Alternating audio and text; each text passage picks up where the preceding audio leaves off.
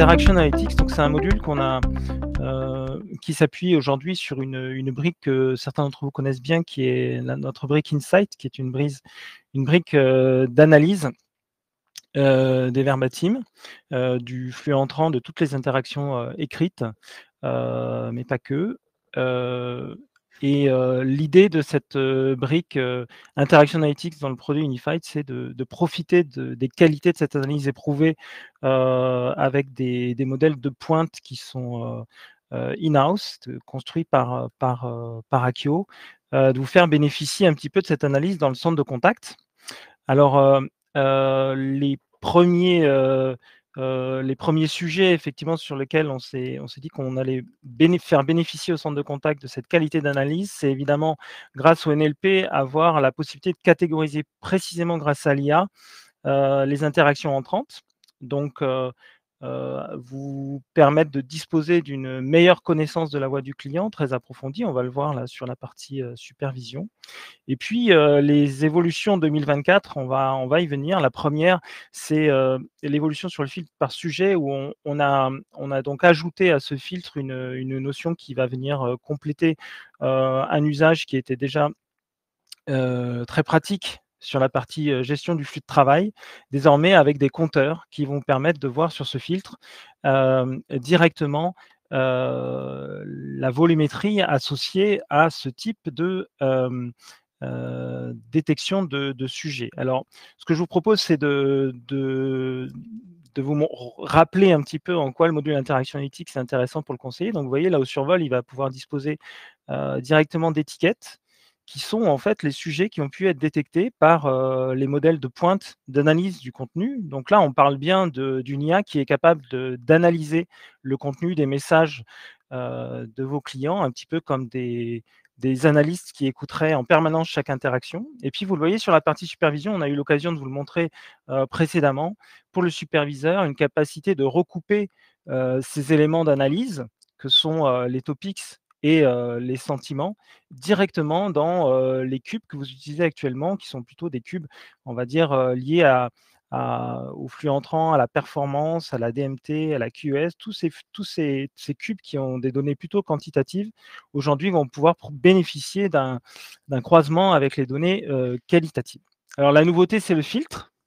Alors vous voyez, le filtre ici, on est dans une démarche très pragmatique, avec un filtre par topic qui va vous permettre de cibler des cas métiers très concrets. Donc là, on voit par exemple, c'est la revente de billets pour un client qui gère de l'événementiel. Et puis, l'agent va pouvoir ainsi organiser son flux de travail de façon beaucoup plus efficiente en ciblant un sujet très fin sur lequel il va se concentrer pour adresser un flux de travail ou un pic d'activité qui a pu être visualisé par le superviseur grâce à cette volumétrie. L'idée, c'est de lui fournir la capacité de résorber un sujet très précis et éventuellement, à l'issue de ce sujet, pouvoir en adresser un second.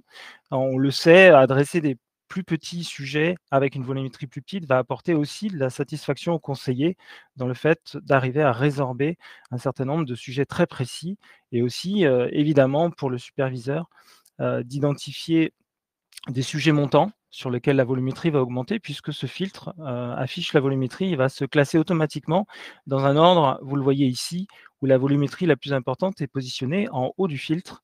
Et tout ça est évidemment dynamique avec l'arrivée des interactions de vos clients. Je vous propose de passer à la dernière évolution que je voulais vous montrer sur Interaction Analytics qui a été menée en 2024. Alors, c'est une évolution majeure dans la mesure où toutes ces qualités d'analyse, de connaissance de la voix du client dont vous disposez aujourd'hui grâce au module, vont pouvoir être utilisées pour router les sujets, router les messages, router les interactions directement. Alors, l'intérêt, vous l'avez compris, on commence à parler de routage par IA. C'est la capacité dans Unify de pouvoir cibler le bon agent, évidemment limiter les ping-pong et les renvois entre services, donc apporter de la satisfaction client. Alors le routage par sujet et sentiment, évidemment, l'idée c'est d'impacter aussi la qualité de service et la réactivité du service client, et puis d'améliorer la qualité de la mise en relation. Et tout cela, ouvre, évidemment la voie vers l'automatisation. Alors, en quoi ça consiste? Le principe, il est relativement simple puisque vous l'avez vu, on est capable désormais de détecter les sujets et les sentiments, d'un verbatim entrant et puis on va utiliser cette information, en augmentant le workflow, heu, aujourd'hui, utilisé lorsque des interactions entrent dans Unified pour extraire ces sujets. Au travers des formulaires, on va être quand même capable d'utiliser cette donnée pour router le message. Alors, très simplement, dans l'administration, il suffit d'ajouter une règle. Cette règle va vous permettre, alors vous voyez ici l'exemple dans les règles de gestion, j'ai ajouté une règle de routage par topic. Il s'agit ici d'une règle que je vais pouvoir configurer dans le règle de routage. Alors là, je vous montre les règles de routage simples. Évidemment, tout ça est utilisable aussi dans le routage avancé. Et puis, vous voyez que ma règle, elle est assez simple. Je souhaite faire en sorte que, les verbatim entrants qui parlent de remboursement et qui ont un sentiment négatif soient, dirigés vers une compétence particulière qui est le remboursement et augmenter la priorité à 4.